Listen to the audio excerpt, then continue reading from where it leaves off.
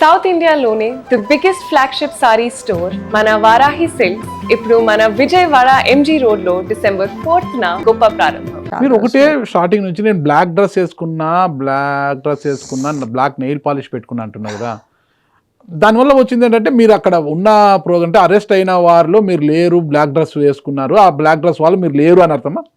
అంతే కదా, అరెస్ట్ అయిన వారిలో బ్లాక్ డ్రెస్ మీది, మీరు లేరు అక్కడ, మీరు ఇక్కడ ఉన్నారు, హైదరాబాద్లో ఉన్నారు అనేది. మరి మీరు ఇంత కరెక్ట్గా చెప్పినప్పుడు ఎందుకు అంత గోలగోల అయిందంటారు?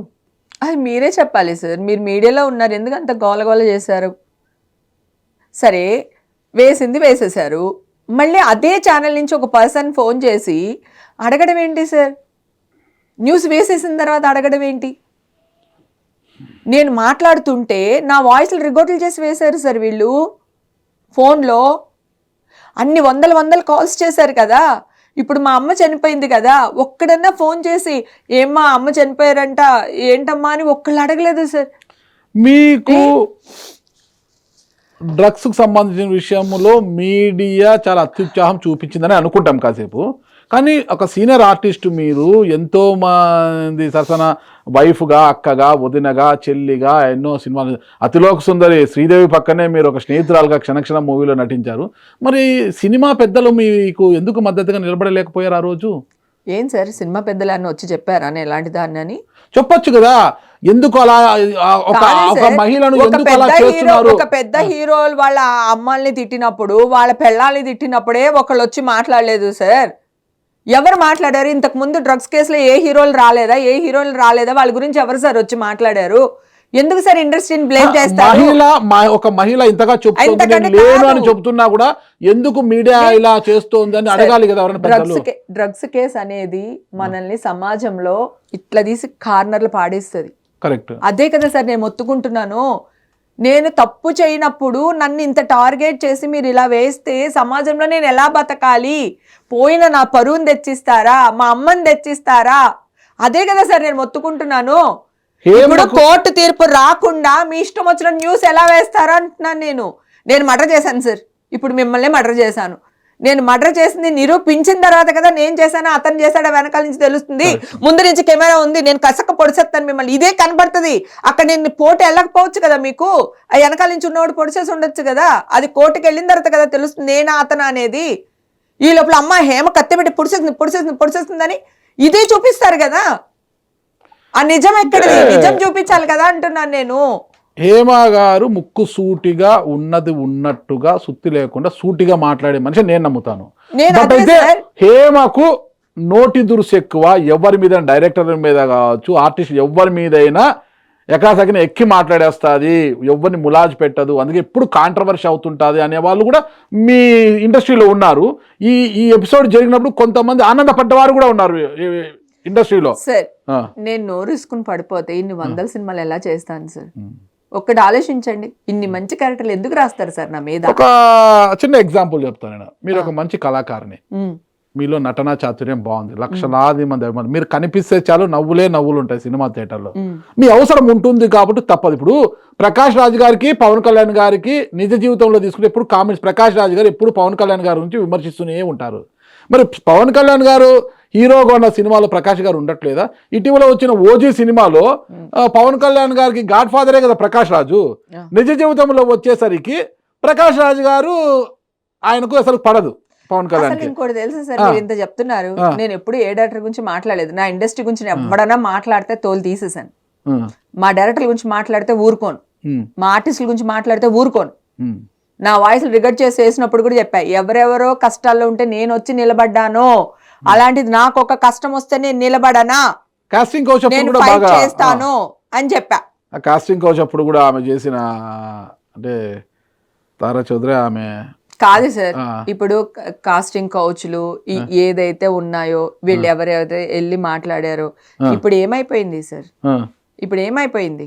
నేను ఒక్కటే చెప్తున్నాను సార్, మీరు మందు తాగరు, నేను 1 కోటి రూపాయలు ఇచ్చినా తాగనంటారు. నేను తప్పు చేయను, 100 కోట్లు ఇచ్చినా చేయను, అంతే. ఇది నా క్యారెక్టర్. నా క్యారెక్టర్ నా దగ్గర ఉన్నాడప్పుడు ఎవడు సార్ కాస్టింగ్ కౌచ్ అడిగేది? హేమకు బోలెడు ఆస్తులు ఉన్నాయి, హేమ చెప్పిందా? ఇండస్ట్రీలో కొంతమంది అంటున్నారు ఇండస్ట్రీలో బోలెడు ఆస్తులు ఉన్నాయి. ఎట్లా? ఒక్క సినిమా రంగం నుంచే సంపాదించిందా ఇతరత్ర వేరే వ్యాపారాలు ఉన్నాయా? 500 పైగా సినిమాలు చేశాను సార్. ఓకే, ఎక్కడి నుంచి వస్తాయి సార్ డబ్బులు? ఒక ఆడది కష్టపడితే అలా చేసినట్టేనా? రెమ్యునరేషన్ తో ఒక సినిమాకి 75,000 80,000 తీసుకునేదాన్ని సార్. పరవరా అవర్ కాదు సార్, 1 డేకి ఎన్ని వందల సినిమాలు చేశాను సార్.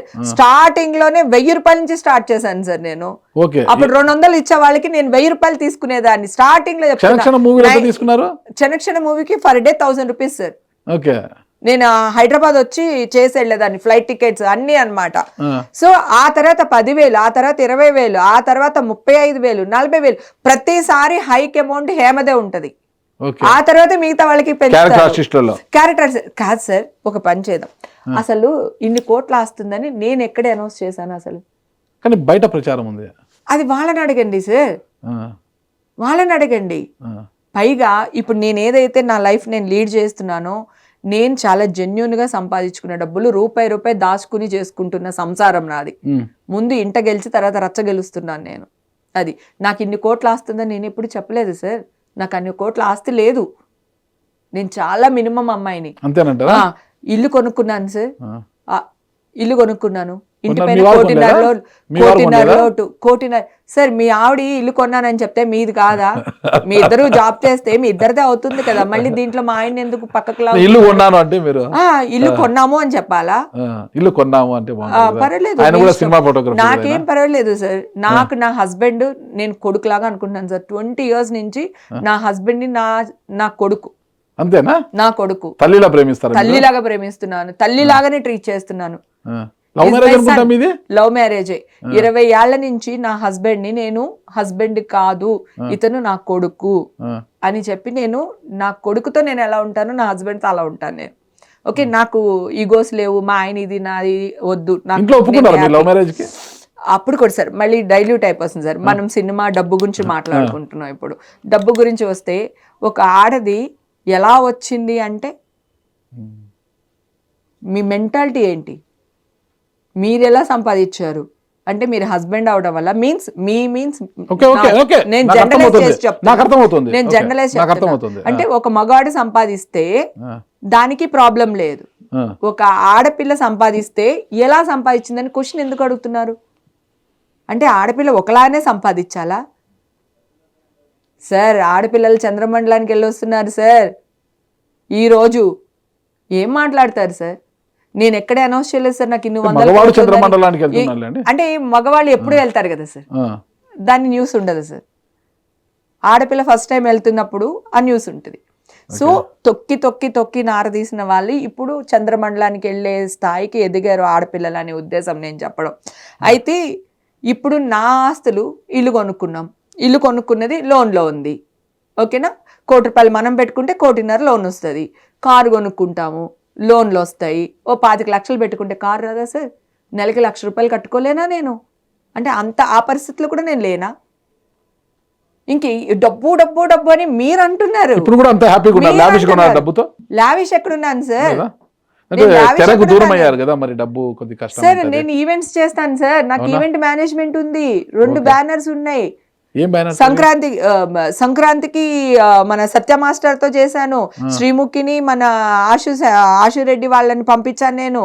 నాకు ఈవెంట్ మేనేజ్మెంట్ ఉంది. సింగర్ గీతా మాధురి, కృష్ణ వీళ్ళందరినీ సింగర్స్ ని పంపిస్తాను, చిన్న సింగర్స్ ని పంపిస్తాను, మా కో ఆర్టిస్టులు అందరినీ పెళ్లిళ్ళకి, పేరెంటాలకి, ఫంక్షన్స్ కి పంపిస్తాను సార్.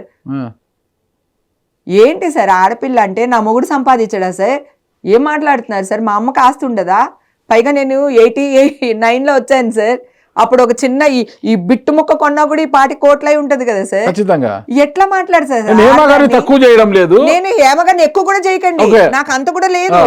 నేను ఎంత ఉన్నానో అంత కంఫర్ట్ గా ఉన్నాను. నేను ఏదైనా కొనుక్కుంటే లోన్స్ కూడా ఉంటాయి కదా. లోన్ లేకుండా ఏముంటది?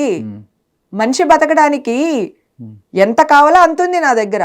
నేను ఎప్పుడు కూడా వాళ్ళు 200 కోట్లు 300 కూడా ఉన్నాయి అనుకోండి, తదాస్తు దేవతలు ఉంటాయి కదా, తొందరలో వస్తాయని చెప్పాను. కానీ ఎవరో అనుకున్నారు, ఎవరో ఏదో చేశారు, ఎవడో ఏదో అనేశాడు. ఏంటి సార్ ఇది? ఆ ఎవడో ఎవడు సార్?